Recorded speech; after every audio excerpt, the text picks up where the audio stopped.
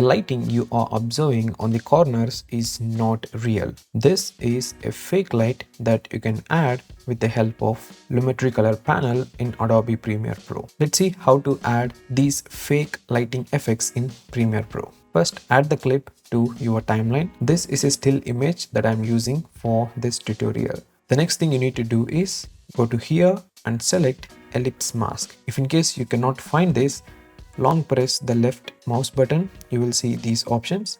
Click the ellipse mask tool. Simply draw a mask or circle, ellipse, whatever you like. I'm using the ellipse. Just move it like this.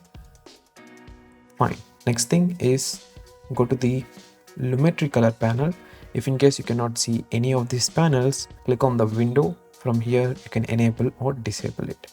After you going into the Lumetri Color panel, select this option, choose add Lumetri Color effect so that it is applied to this layer. If you go to the effect controls, scroll down, you will see the Lumetri Color panel and the mask is automatically added to this. For sorting the things clearly, I'm renaming it as color 1. Click on the ellipse mask. Now you can increase the feather. Even if you want, you can change the size and everything later. So here is the main thing that you need to do. Just move the sliders from here. I'm using the temperature sliders and tint sliders. If in case you want, you can scroll down, choose the curves, and from here you can select this and change the colors as you like. The creativity is endless here.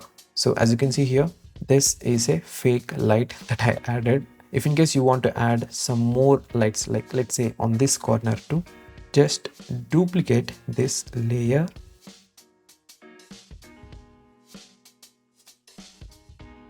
then select that ellipse mask with the help of mouse, move that to other side.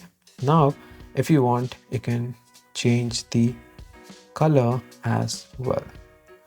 I'm using the hue versus hue so that I can move the color to anything like this.